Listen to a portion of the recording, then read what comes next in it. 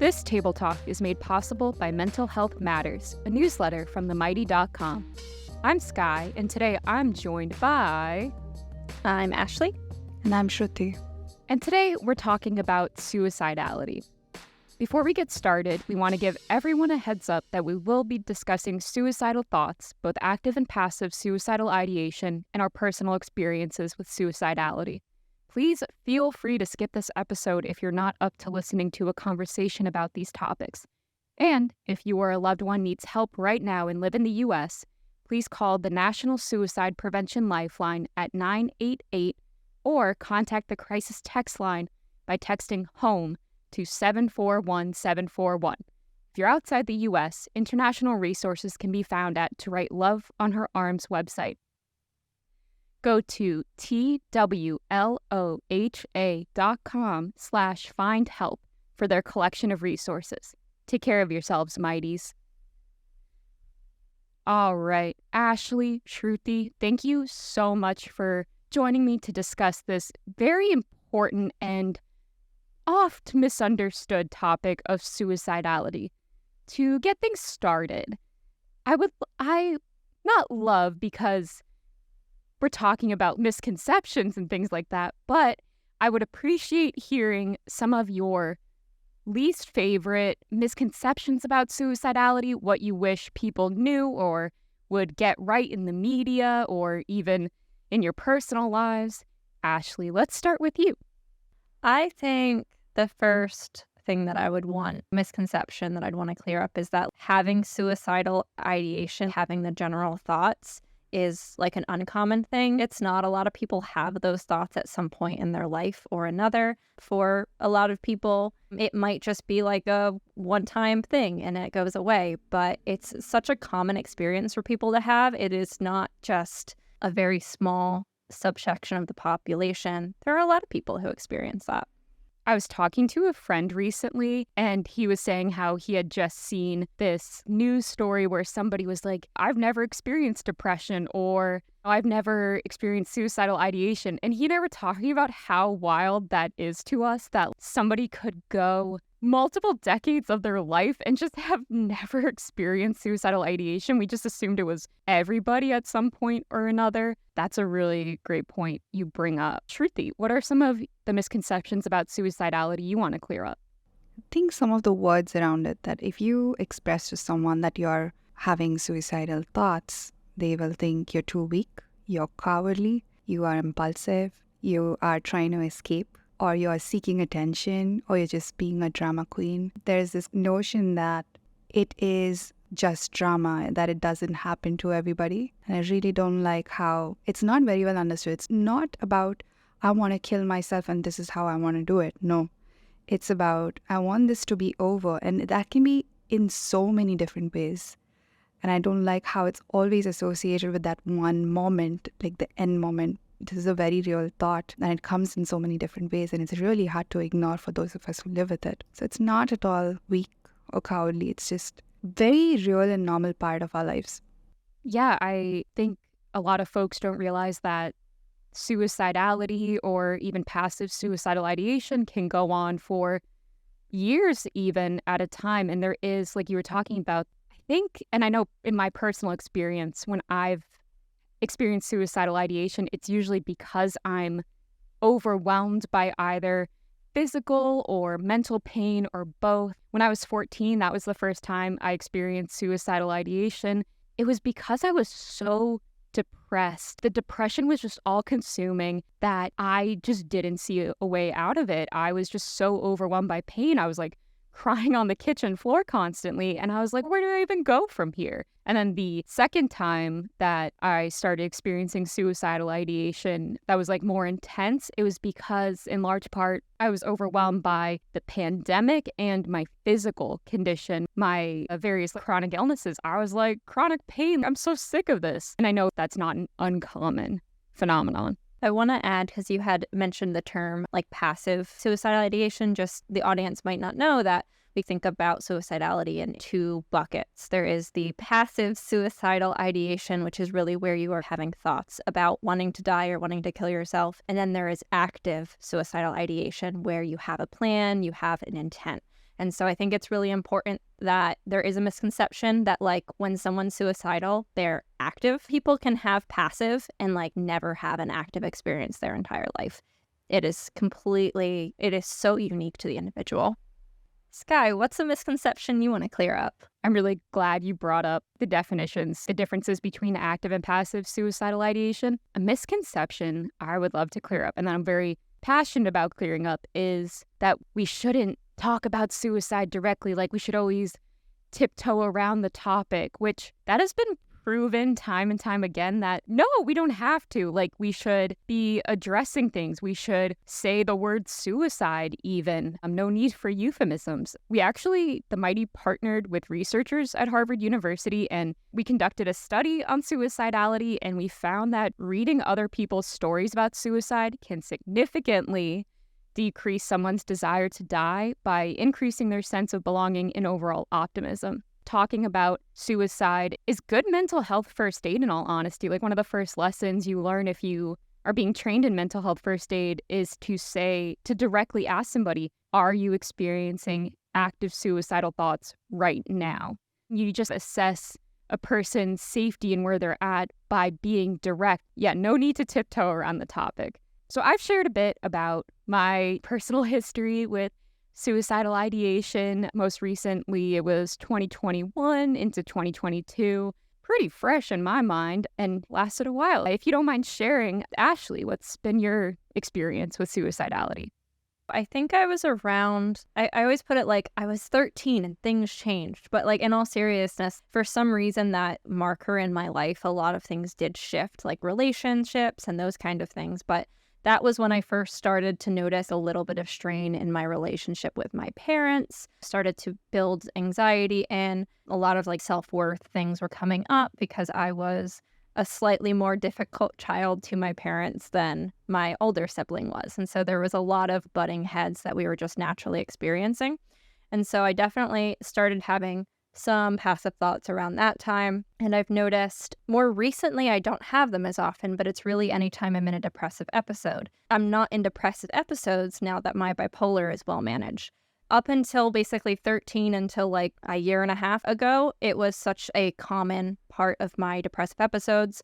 And so it's still there to some extent, definitely not to the frequency. And I'm not sure if I've ever experienced active suicidal ideation. There's definitely a possibility because I know that depression has affected my memory in a lot of ways throughout the years. So there may have been a time, but I cannot remember any time that I've been actively suicidal. But it has come up. I have known people who have died by suicide. I have known people who have made an attempt in the past. And so I am very familiar with kind of the entire spectrum of what it can look like in yourself and in others. Thank you for sharing that. Shruti, how about you? It's been your personal experience. Mine's probably very different from others. I have had passive thoughts since I can remember life. And it was always very real. I call it a voice, but it's not exactly a voice. I'm not hallucinating. It's just their thought is really loud.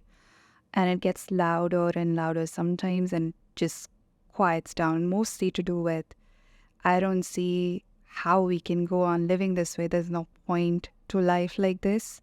There's no point to anything at all. And clearly these are signs of depression and that's the reason why. But I had like a very rational reason why it doesn't make any sense to live because eventually you are going to die. So what's the point? And I always had it since I was a kid and I never spoke to anybody about it. And I've never spoken about this in a public forum before. So this is the first time. And I always thought there was something wrong with me. Eventually I understood, I live with depression, so it's probably because of that. But it just didn't make sense why this is so real. Even when I'm happy in life, even when I'm having fun with my friends, the thought is still there. I could never make sense of that until someone told me that you've been in pain, whether it's physical or emotional, all your life. So this is just your brain's way of protecting you. It's your brain's way of saying, hey, we need to stop being in pain because it's harming us, and here's a way out. In that messed up explanation, I found, okay, it's just there. There's nothing I can do about it. I always gave myself reasons to not listen to it, to not let it get louder, to not focus on it, have it like a humming buzz in the background. I have had active thoughts as well, whenever things have gotten too intense, too overwhelming, either like have been in extreme physical pain and felt extremely isolated at the same time. Every time that intersects and I felt hopeless and helpless and trapped, it's turned active. And I've had a couple of experiences where I did act on those thoughts. And yeah, it's not that I wanted to, it's just I didn't get any help. Every time this happens, I'm very conscious about it. I'm very intuitive. I know when it's getting worse and I go ask for help. It's just that people don't believe you. People think you're seeking attention or you're too young to feel this way and they keep writing it off. Sometimes when doctors say, oh, you're just kind of stressed out, don't think about it. It's just about don't think about it. And it's only when I haven't gotten any help, like my brain chemistry is off, obviously. So when I haven't gotten any help, it's gotten really bad. But I've been able to manage it better now. I really appreciate your vulnerability sharing all that, especially for the first time. I can't thank you enough.